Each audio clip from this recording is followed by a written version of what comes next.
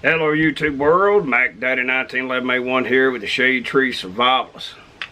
Let's talk about the original wooden stock. In case you have one and you're having any problems inserting your magazines and so forth in them. But you know that the magazines are known good, they work in other rifles, other M1As, other M14s. But for whatever reason you're having a problem sticking them into yours and you're having some wear and tear on the back of the magazines. Let me grab one right quick and I'll show you guys where I'm talking about. Okay, front of the magazine is narrower, as you can see. It's got the little hole in it. That's where your op rod spring guide sticks in it. And then at the back you got this big block of steel that's welded to it. And the catch, the magazine catch, magazine release, latches it right there. If you are having scratch issues on the side and a very hard insertion in a wooden stock, you see these holes right here, this here, that's a screw and a nut, or a screw in there, okay? It takes a specialized tool. You can buy that through Brownell for like, I think, 10 bucks. Use it on a regular magnetic tip screwdriver, whatever the case may be. But what is that? That is the steel liner that goes in the mag well here, okay? Your stock, if it's out of spec a little bit or the screws are a little loose, that may be part of your issue on your magazine insertion. Got a great question the other day. A guy had a Polytech, or maybe it was a Norenco, Chinese manufactured M14. Now they all don't turn your nose up at them, other than some of them have soft bolts. The receivers actually drop forged and they're stronger than most American receivers. The only problem is they're metric and not standard, not English inches and so forth. So the GI part may or may not fit if you buy GI replacement parts. Let me take a swig of coffee. Now, Scout was fussing here a couple weeks ago about his rifle. His 30-round fully loaded magazines would not insert with that and lock into place in his AR-15. And I told him, I said, there's a couple reasons for that. Number one, the bolt's closed and it's not designed for the magazine to go in when the bolt's closed. Okay, it's designed, the last round is fired, the bolt locks open, you insert a new fresh clean mag and you drop the bolt, pushing the next round into the chamber, and it's ready to rock and roll. So if you're having a problem with your M14, because it works the same way, if the bolt is closed and your magazine's fully loaded, it will be difficult to insert. Not nearly as difficult to insert a 20-rounder as it would be a 10-rounder. And why is that?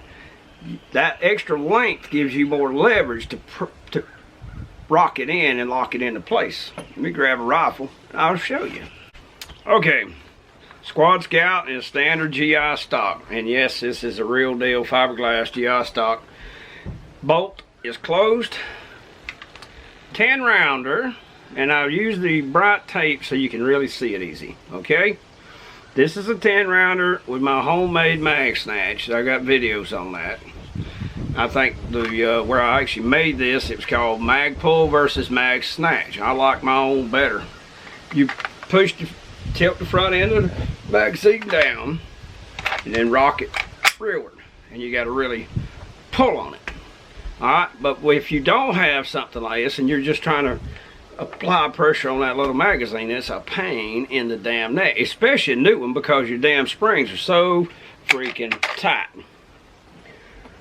20-rounder standard GI. Now this is a almost new mag Checkmate Industries CMI magazine. These are the current military providers for the military for these magazines for the M14 rifle. Easy as pie. On a closed bolt. If it didn't have that, it'd be a lot more difficult. Okay, but you've got more length here, so you got more leverage to lever it down into place. But if you're having a problem, try one simple thing. Okay, here's your bolt stop right here on the side of the receiver. Open your bolt, press down on it on this particular model, and it locks your bolt to the rear. Then insert your magazine. It'll pop right in there. and then you can release the bolt the old-fashioned way by using the charging handle. Pull them back just a little bit, it'll move that out of the way, and then release it and press the next cartridge into the chamber. Let me demonstrate that on an EBR with a satellite extended magazine latch. Okay, ladies and gents, here's the extended magazine latch. You can see it's considerably bigger, wider, longer than the original one, and believe me, getting the magazines in and out of this thing is a breeze. 10-round magazine, again, fully loaded, 168 grain AMAX bullets in here. These are some reloads, and these I did absolutely right as rain on. Okay, bolt is closed. Inserted and latch right in. Now here's the kicker. It's so easy to get that thing out, you don't have to fight with it because of that the extra leverage that big bastard gives you. 20 rounder. Easier than picking boogers out of dead man's nose.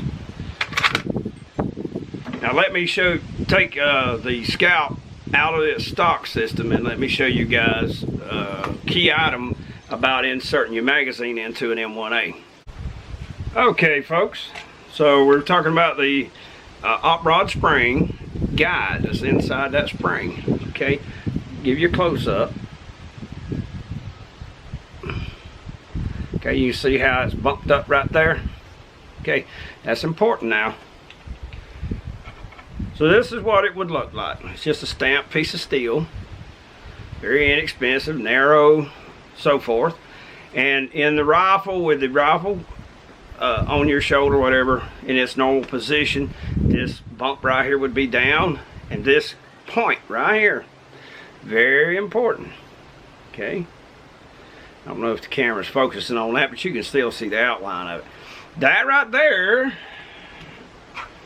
is what catches in this hole right here on that magazine, just like that. So when you're inserting it, it's going to look like that until you rock it back and it catches. That is what catches the front of your magazine. That is all that holds that in there. Okay?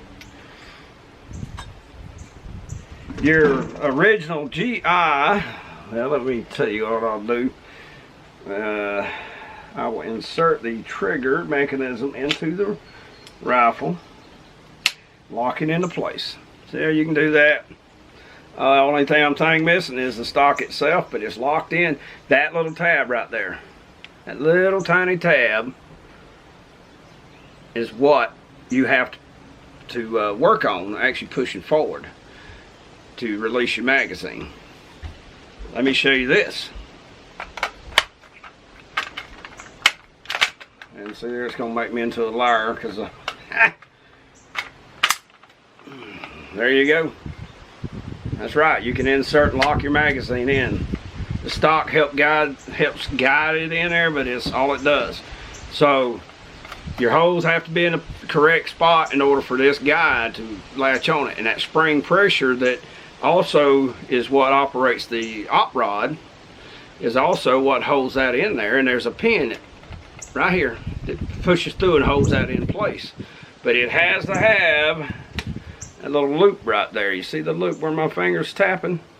That loop right there allows it to move in and out, up and down, so that it allows spring pressure to work that freaking thing. Now see, in that movie, The Gray, about the Gray Wolves, if dude had an M14 instead of that piece of crap bolt gun, I mean, it wouldn't have been easy to do, no doubt about it. Let me see, well, that would have been pretty damn hard, probably. He might have been able to do it like this. Finger in the front of the exhaust port, right here where my pinky is, for your gas. And behind the muzzle brake, and it may have stung his fingers a bit, but he could have continued to fire his weapon even without a damn stock. Stick that in your damn pipe there, AR-15 kind of guy. Anywho, enough of that.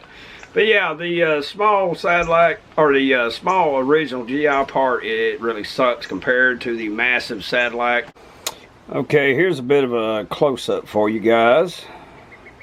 I don't know if I can zoom in much more without it getting all screwed up. At the rear, you can see the magazine catch. And the op rod guide, spring guide, you can see where it is right here, and it catches at the front of the magazine. Just figured I'd show you a different perspective. See if I can get some different close-ups and show you guys those. Okay, and that's the bottom of the receiver, front of the magazine, and you can see the op rod spring guide where it's latched in, and I think my damn pin's pushing out. Yeah, I'm gonna have to make sure that's pushed back in. Okay, and this end right here is what that nipple, that end, that point catches in the front of the magazine. Okay, ladies and gents, and right here's your magazine catch with the magazine removed and that flat bar there spring loaded. See if I can move it without moving the camera. Okay, and that's what catches on that flat bar that's welded to the rear of the magazine. Okay, alright, I see my battery's going dead. I've been out here filming for a while. Let us quickly insert the stock or put it back on. You just put that ferrule under that hook at the front, align your rib with your slot. Yeah, I know that sounds real sexy, but you know, whatever. Snap it down. Ready to rock and roll.